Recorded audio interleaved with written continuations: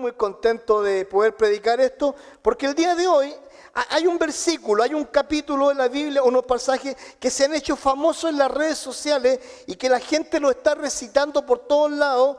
Y ¿saben algo? Me llamó la atención estos pasajes, me llamó la atención porque habla acerca de cuando Dios está dirigiéndose a su pueblo, pero lo hace a través de Salomón. Y estos versículos tienen que ver con Segunda de Crónicas, capítulo 7, versículos 14 y 15. Y dice lo siguiente, dice: si se humillare mi pueblo, sobre el cual mi nombre es invocado, y oraren y buscaren mi rostro, y se convirtieren de sus malos caminos, entonces yo iré desde los cielos y perdonaré sus pecados y sanaré su tierra. Ahora estarán abiertos mis ojos y atentos mis oídos a la oración en este lugar. No sé si lo han escuchado, yo lo he escuchado muchísimas veces estos últimos días. Y quiero hablarle un poquito acerca del contexto histórico de este pasaje, que tiene que ver con lo siguiente. El rey David había muerto. Él fue el segundo rey de Israel y lo sucede su hijo Salomón, el tercer rey de Israel. Un hombre escogido por Dios desde el vientre de su madre, un hombre que se aprendió del rey David, miró al rey David y era un hombre que estaba cerca de Dios. Ahora, la misión que iba a tener el rey Salomón, iba a ser una misión apoteósica. Él iba a construir el templo de Dios, el templo de Salomón, como se les conoce o se les ha dicho y se ha hablado mucho. De hecho, hay una serie que es Los Cazadores del Arca Perdida, que habla acerca de eso, de un mito que anda por allí. Pero, ¿saben algo? David no pudo construir el templo. La razón, sus manos estaban llenas de sangre. Había cometido muchos crímenes. Y se le encomienda la labor a su hijo Salomón. Se le encomienda una labor apoteósica, gigante. Dios dejaría de habitar en tabernáculo, en una tienda, y habitaría en un templo, construido con la mayor riqueza, lujo y perfección posible. Pero ¿sabe algo? Dios estaba con Salomón. Dios estaba con este hombre. Y miren, vamos a remitirnos al capítulo 1, versículo 1 de Segunda de Crónicas. Y dice así: Salomón, hijo de David, fue afirmado en su reino, y Jehová su Dios estaba con él, y él lo engrandeció de sobremanera. O sea, Salomón fue engrandecido porque Dios estaba con él. Dios estaba con Salomón. Dios estaba con este hombre grandioso. No era un hombre cualquiera. Este hombre marcaría una tendencia. Este hombre, número uno, organizaría no solo la construcción del templo, organizaría a los cantantes del templo, a los levitas, organizaría al pueblo. Él dice la historia que tuvo 256 gobernadores. O sea, ¿qué es lo que hizo él? Él dejó el reinado macro y se convirtió en un hombre que empezó a delegar. Su liderazgo era importantísimo. Era un hombre de sobremanera inteligente. O sea, un hombre sabio. Ahora, Salomón tenía una relación con Dios, y en Segunda de Crónicas 1:6 lo vemos así, dice: subió pues Salomón allá delante de Jehová al altar de bronce que estaba en el tabernáculo de reunión, y ofreció sobre él 1000 holocaustos. Miren, cuando estamos hablando de holocausto, estamos hablando que se degollaban los cabritos, a veces eran bueyes, y se ponían al fuego y eso se ofrecía a Jehová. La relación que tenía Salomón con Dios era tan cercana que él iba con los sacerdotes y ofrecía holocausto. Imagínate, 1000 animales ofreciéndose a Dios. No era algo fácil, no. La Biblia después, más adelante, relata que él hizo o tuvo más de 120.000 holocaustos. O sea, eso fue grandioso. Ahora, hay un inusual pedido de Salomón, un pedido inusual delante de Dios. Y Dios le da una oportunidad de pedir para Salomón riquezas, fama o fortuna. Cosas que nosotros pudiésemos hacer o pedir.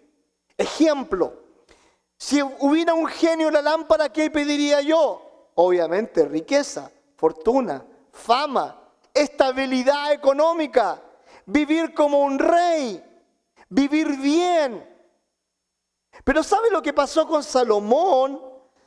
Salomón tuvo la posibilidad de pedir eso y vean lo que pasó en la vida de él. Segunda de Crónicas, capítulo 1, 7 al 11. Dice, y aquella noche apareció Dios a Salomón y le dijo, pídeme todo lo que quieras que yo te dé. Y Salomón dijo a Dios, tú has tenido con David mi padre gran misericordia y me has puesto por rey en este lugar. En primer lugar, estamos viendo que Dios se le aparece. En segundo lugar, él había entendido que el rey David había sido puesto ahí y había cuidado al rey David, y él le dice, a mí también me tienes que cuidar. Y después dice, confírmese pues ahora, oh Jehová Dios, tu palabra dada a David, mi padre, está reclamando la promesa de David. Y dice, porque tú me has puesto por rey un pueblo numeroso como el polvo de la tierra. Dame ahora riquezas, poder y autoridad. No, él dice, no dice eso. Él dice, dame ahora sabiduría y ciencia para presentarme delante de este pueblo, porque ¿quién podrá gobernar a este pueblo tan grande? Querido, querida, lo que está pidiendo el rey David, el rey Salomón, es sabiduría, ciencia para poder gobernar. En medio de esta crisis que nosotros estamos viviendo el día de hoy, nosotros tenemos que ser inteligentes y reinventarnos. Las mamás que están en su casa, las mamás que están haciendo el trabajo de babysitter, cuidan a sus hijos, hacen las tareas con sus hijos. Las mamás que están trabajando con ellos tienen que reinventarse, tienen que hacer cosas para que sus hijos no se vuelvan locos. Los papás que estamos saliendo a trabajar y tenemos que tener mucho cuidado referente con las personas que nos juntamos o con quien nos relacionamos. Las personas que están sin trabajo posiblemente van a tener que hacer algo más para poder tener algo de dinero. Tenemos que reinventarnos, necesitamos sabiduría. Pero ¿saben lo que pasa? Nosotros podemos pedir lo mismo que pidió el rey Salomón. Dice la Biblia en Santiago 1, 5 al 6. Y si alguno de vosotros tiene falta de sabiduría, que dice, pídala a Dios, el cual da a todos. Y escucha esta frase, abundantemente y sin reproche. O sea, Él te da sabiduría abundantemente y sin mezquindad. Sigue diciendo, y le será dada. Pero hay un requisito, pero pida con fe. Un segundo requisito, no dudando, porque el que duda es semejante a la onda del mar que es arrastrada por el viento y echada de una parte a otra.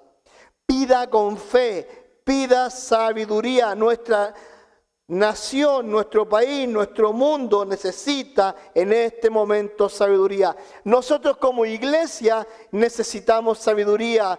¿Para qué? Para cuidar los recursos económicos, pero también para dar recursos económicos, para poder apoyar.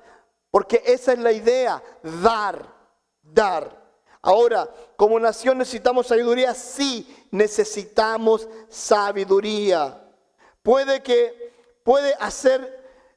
nosotros tengamos de repente una pérdida de fe, sí, puede pasar. Pero sabe, querido o querida, necesitamos sabiduría para enfrentar estos conflictos, esta crisis que estamos viviendo. Posiblemente vamos a tener que cambiar nuestro estilo de vida. Y posiblemente vamos a tener que dejar de hacer muchas cosas que antes hacíamos. Posiblemente vamos a tener que cortar algunos gustos que teníamos. Posiblemente cuando esto se normalice, vamos a tener que pensar en un plan de ahorro en caso de emergencia. Cosa que muchos de nosotros no tenemos. Y me incluyo.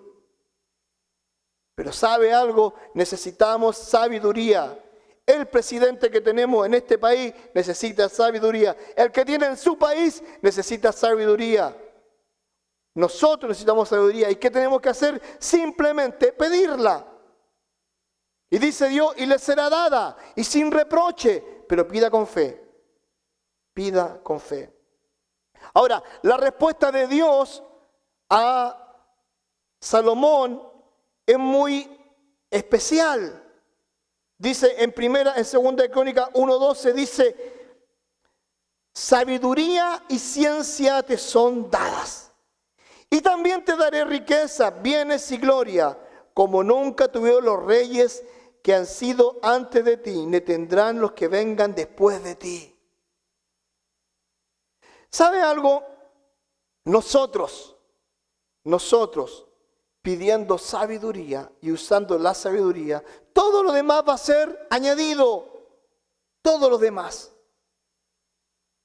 Y nosotros tenemos que tener la suficiente valentía de no simplemente vivir reclamándole a Dios, sino que pedir que Él nos dé la sabiduría suficiente para poder enfrentar lo que estamos viviendo. Ahora, Dios siempre le da más. Él pidió sabiduría y ciencia, Dios le dice, te voy a llenar de riqueza como nunca nadie antes ha tenido. Y Dios lo hizo. Si usted lee la vida de Salomón, va a encontrar que era un hombre no solo inteligente, sino que era un hombre realmente poderoso y muy rico. Ahora, la determinación de Salomón.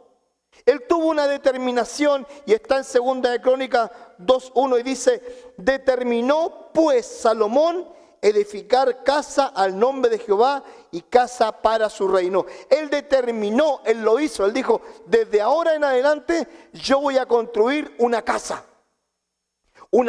para Dios. Y voy a establecer un lugar donde todos nosotros le podamos adorar. Donde la gente se reúna, donde la gente pueda ver ese lugar y pueda adorar a Dios. Él lo determinó, Él tuvo una resolución, Él lo decidió, Él lo hizo. Una determinación. En medio de las crisis también tenemos que tomar determinaciones, decisiones importantes en nuestra vida y tenemos que hacerlo. En los capítulos 3 y 4 comienza la construcción del templo de Dios. Y ¿sabe algo? Yo te quiero invitarte a esto. Que leas el capítulo 2, 3 y 4 de 2 de Crónicas y date cuenta la majestuosidad. Busca en un diccionario o googlea cómo se estaba construyendo y vas a ver que había riqueza, sobreabundaba ese templo, porque Salomón entendía de que él debía entregarle lo mejor a Dios, lo mejor. Ahora, entregar lo mejor no siempre es fácil. Muchas veces entregamos del poco tiempo que tenemos a Dios, o a veces entregamos a medias nuestro corazón a Dios o nuestra vida a Dios. Él entregó lo mejor. Salomón lo hizo de esa forma. El templo de Dios es inaugurado. 2 de Crónicas 5, 1 al 2, me encanta cómo comienza este pasaje. Dice, acabada toda la obra que hizo Salomón para la casa de Jehová, metió Salomón las cosas que David su padre había dedicado y puso la plata y el oro y todos los utensilios en los tesoros de la casa de Dios. Me llama la atención esto. Los judíos eran personas muy rituales, siempre tenían un ritual para todo. Obviamente Dios se lo había entregado. Pero ¿sabe lo que me llama la atención? Que los utensilios del mueble dice que los metieron, que los tomaron y los pusieron. No hubo ningún ritual, sino que, dijeron, las cosas que el rey David compró, o que tuvo, o que hizo, o que mandó a hacer, las vamos a colocar y ¡pum! Las colocaron. No hubo ningún ritual. Pero sí, cuando se trajo el arca, ahí hubo todo un ritual. Porque los ancianos, los hombres más dedicados a Dios, tuvieron que tomar en andas el arca, traerlo y ponerlo y hacer una gran dedicación. Y vea, esto es parte de una fiesta. A mí me encantan las fiestas. Si hay una cosa que he echado de menos estos días, ha sido reunirme con la gente, con mis amigos, con mis hermanos en Cristo, estar en sus fiestas, me encantan. Hacer taquitos, ¿ah? Nos reunimos con los hombres, hacemos tacos y comemos tacos hasta que ya no caben más por acá. Pero ¿sabe? Salomón hizo una fiesta. Y vea lo que hizo en 2 de Crónicas 5 al 6. Dice, y el rey Salomón y toda la congregación de Israel que se había reunido con él delante del arca, sacrificaron ovejas y bueyes por tantos que no se pudieron contar.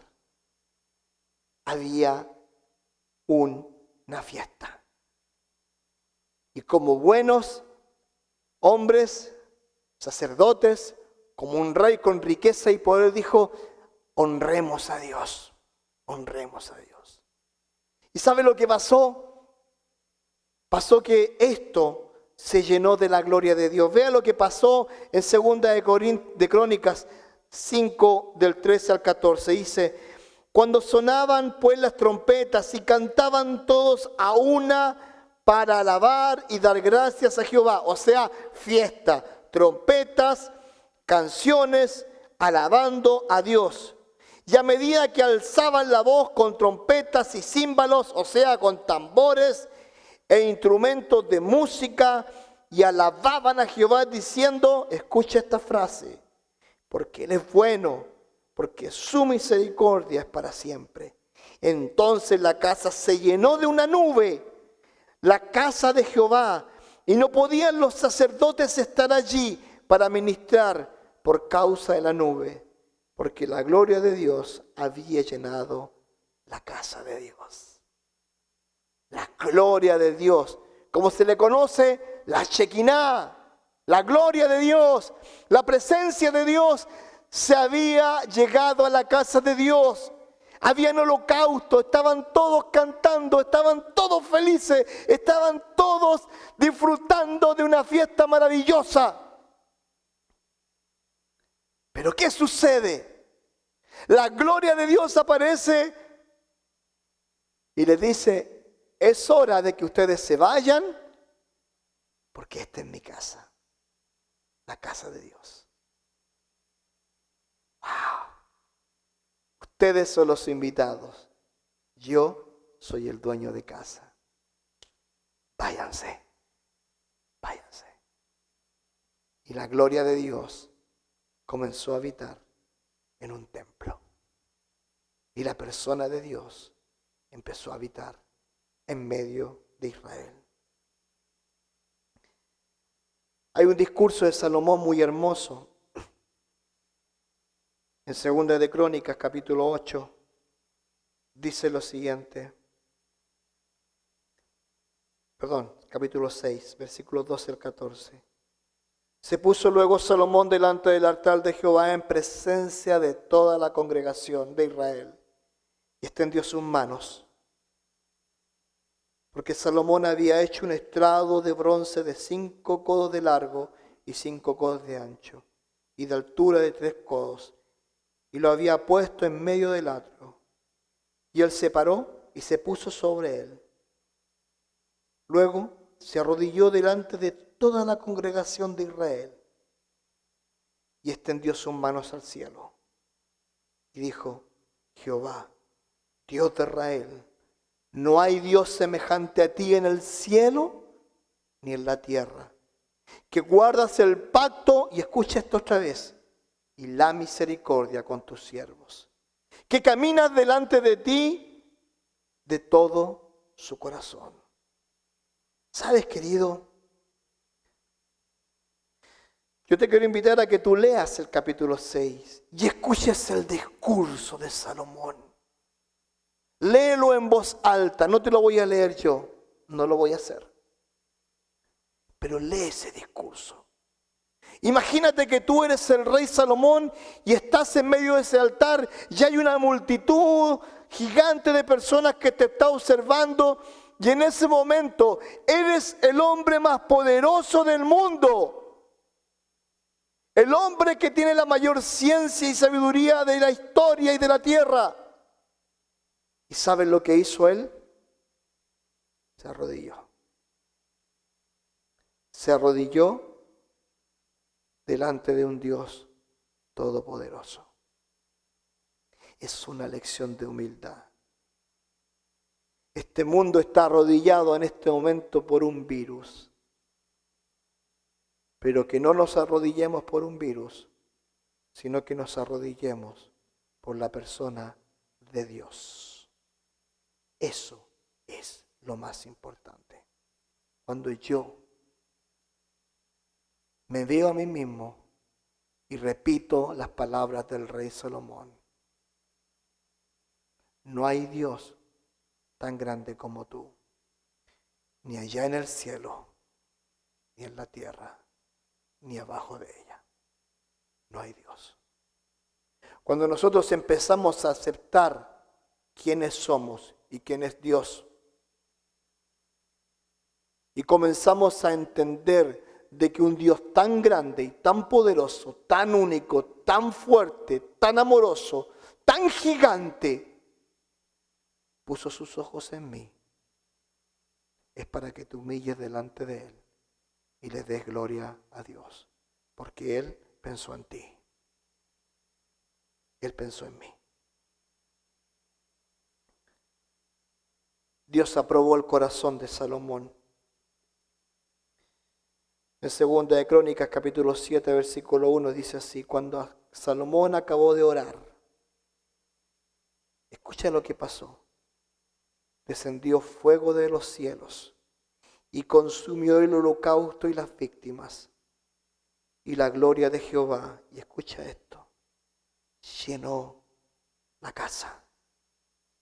Y no podían entrar los sacerdotes en la casa de Jehová, porque la gloria de Jehová había llenado la casa de Jehová.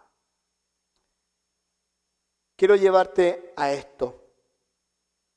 ¿Te acuerdas que te dije recién de que Salomón se arrodilló y que el pueblo se arrodilló? Aquí pasó algo aún mayor. Dice la Biblia que cayó fuego del cielo. Ese fuego del cielo significaba aprobación. Dios aprobó la casa. Dios aprobó el holocausto.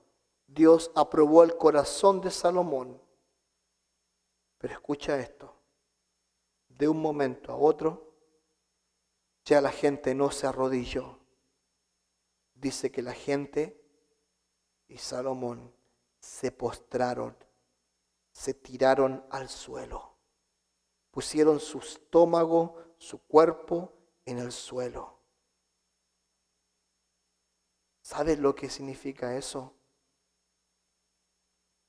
Delante de ti me humillo y estoy derrotado. Toda una nación, todo un pueblo postrado. Postrado.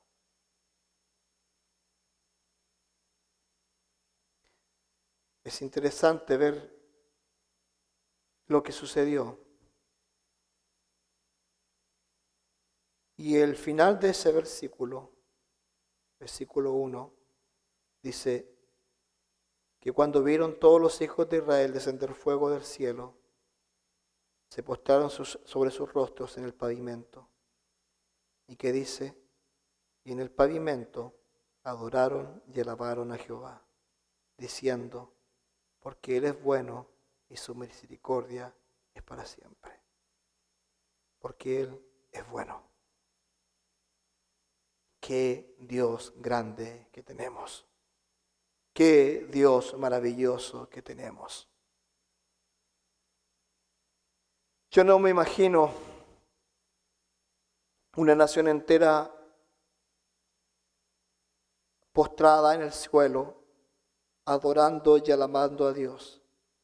Posiblemente ellos estaban postrados en el suelo con sus cabezas pegadas en la tierra y ellos cantaban o ellos oraban.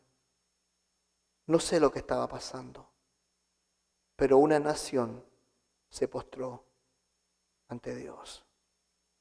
Nosotros debemos postrarnos como nación, como pueblo cristiano, como iglesia. Necesitamos postrarnos delante de Dios. Necesitamos que las autoridades se postren delante de Dios. Necesitamos que los jefes se postren delante de Dios. Los ricos se postren delante de Dios. El pacto de Dios. Y me encanta esto.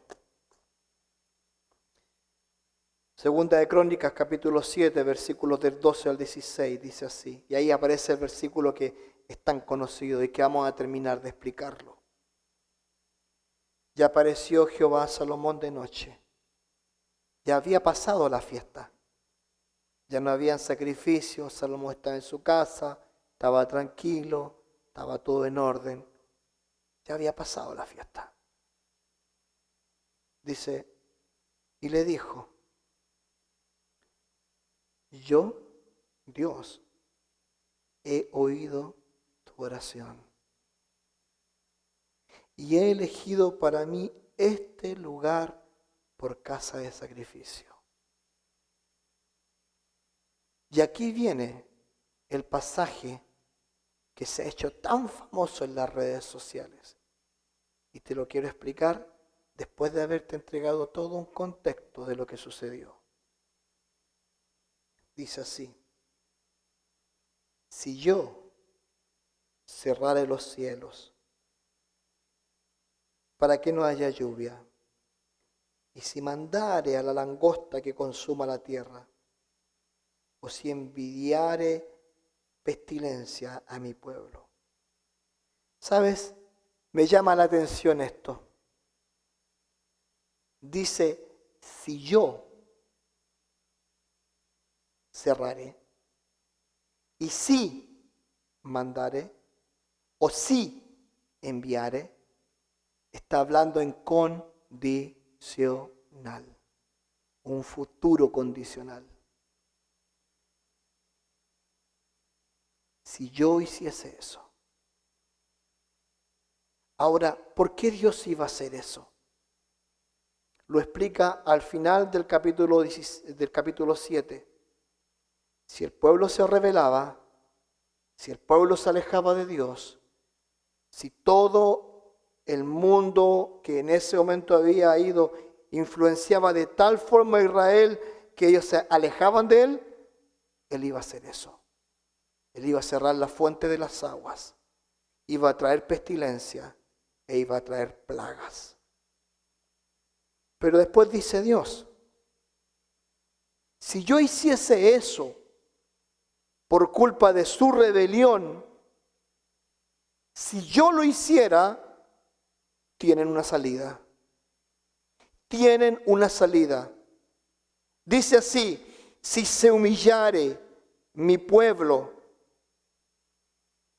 La salida número 1 que ellos tenían era que si ellos se alejaban de Dios, Dios le iba a dar una provisión, una salida como siempre lo hace. Y dice, si se humillare mi pueblo, sobre el cual mi nombre es invocado, y oraren, y buscaren mi rostro, o sea, miraran hacia arriba, mirasen hacia Dios, y se convirtieren de sus malos caminos. Entonces yo oiré desde los cielos y perdonaré sus pecados y sanaré la tierra. ¿No te parece conocida esta historia en el siglo XXI? En el siglo XXI, jamás en todos estos siglos ha habido una pestilencia global como la que estamos viviendo. ¿Sabes? Las iglesias se transformaron en recintos sociales. Los pastores predicaron de las riquezas y de las sanidades. Dale a Dios 100 y Dios te da 1000. Dale a Dios 1000 y Dios te da 1.000.000. Imponiendo sus manos para sanar la gente. Haciendo supuestos milagros. Hicieron de la iglesia un show.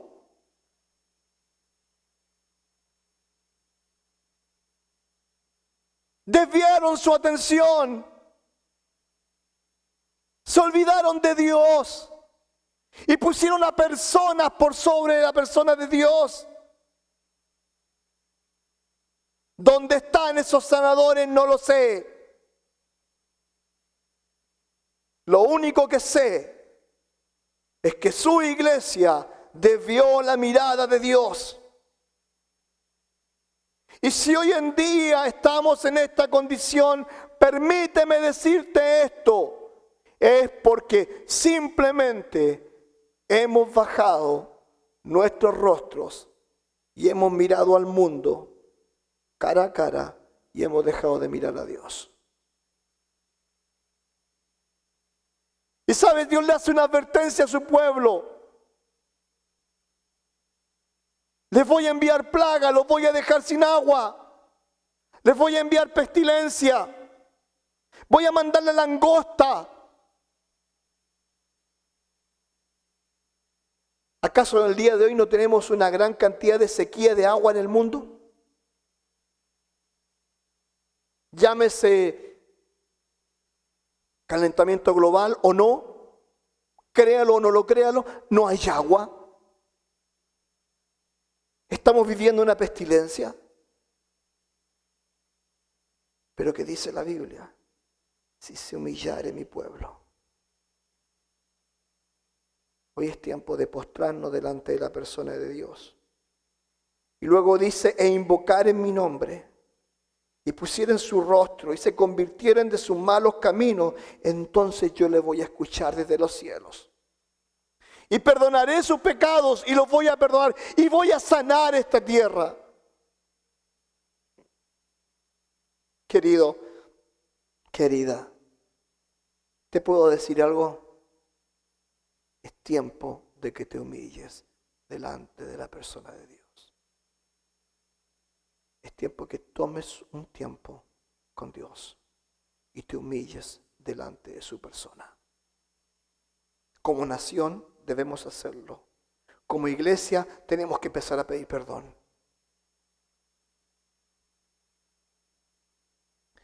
Dice más adelante, ahora estarán abiertos mis ojos y atentos mis oídos. ¿Después de qué? Después que se humillaren e invocaren el nombre de Dios. Ahora estarán abiertos mis ojos y atentos mis oídos a la oración en este lugar. Porque ahora he elegido y santificado esta casa, se está refiriendo al templo, para que esté en ella mi nombre para siempre. Y mis ojos y mi corazón estarán ahí para siempre.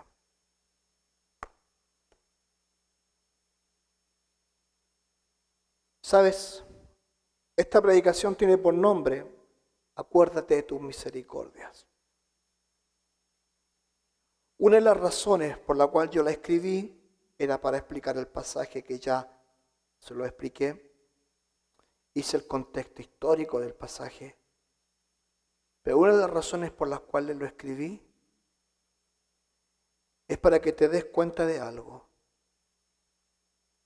¿Sabías tú que cada vez que había una intervención de Salomón o del pueblo, el pueblo entendía que la única forma en que ellos podían, y escucha bien esto, avanzar su vida era bajo la misericordia de Dios? Escucha estos pasajes. Segunda de Crónicas 5:13. porque Él es bueno, porque su misericordia es para siempre. El pueblo hablando. Segunda de Crónicas 6:14. Y la misericordia con tus siervos que caminan delante de ti de todo tu corazón. Salomón hablando.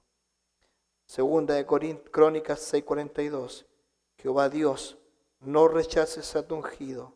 Acuérdate de tus misericordias para con David, tu siervo. Segunda de Crónicas 7:3b. Y adoraron y alabaron a Jehová diciendo, porque Él es bueno y su misericordia es para siempre. Segunda de Crónicas 7:6. Y los sacerdotes desempeñaban su ministerio, también los levitas con los instrumentos de música de Jehová, los cuales había hecho el rey David, para alabar a Jehová, porque su misericordia es para siempre.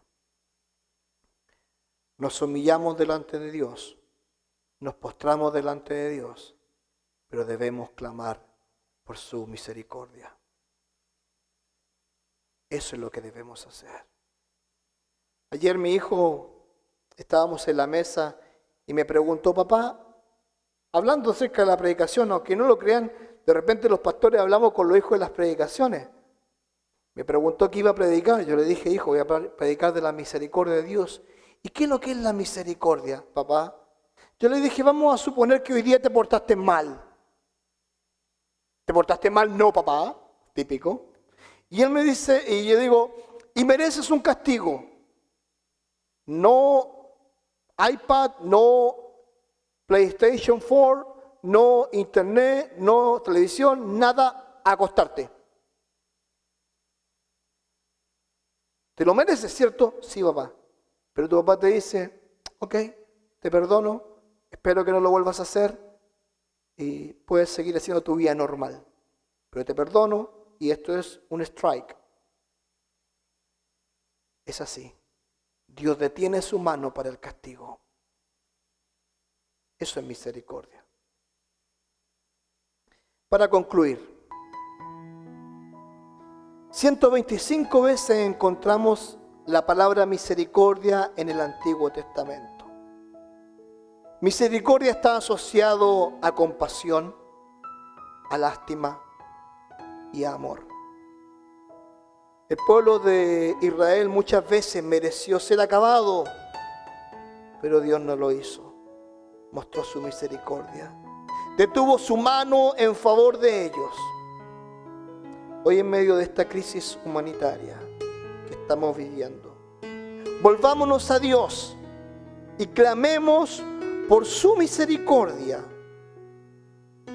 porque de seguro Él estará atento a escucharnos para darnos el pronto auxilio. Querido, querida, hoy es tiempo de aferrarnos. En primer lugar, debemos humillarnos, orar, buscar el rostro de Dios, pero clamar por su misericordia, porque necesitamos de esa misericordia. Necesitamos que el Dios misericordioso se haga presente en nuestras vidas. Necesitamos que esta plaga, esta pandemia se acabe. Nada de eso sucederá si el pueblo no se acerca a Dios. Necesitamos que la iglesia deje de hacer un show y un comercio de la fe. Necesitamos dejar de hacer eso y a involucrarnos y a apoyar a la gente que más lo necesita. Porque la gente lo necesita. La gente necesita hoy en día a sus pastores, a sus líderes, a sus hombres de opinión, no para pedirles dinero, sino para dar. Hoy en día necesitamos ser esos hombres. Hoy necesitamos a esos hombres para que Dios sane la tierra. Y yo te quiero invitar a que tengamos la actitud y el corazón del rey Salomón. ¿Cuál es? Simplemente humillarnos delante de Dios, reconocer que Él es un Dios grandioso y saber de que Él, escucha bien esto, Él es el Dios misericordioso, al cual nosotros debemos honrar. Así que yo te quiero pedir, vamos a darle gracias a Dios por todo lo que Dios ha hecho y agradecer por las cientos de visitas. Pero también recuerda esto: cuando la iglesia se reagrupe, te queremos acá, te queremos en tu iglesia, apoyando a tu iglesia. Que el Señor les bendiga.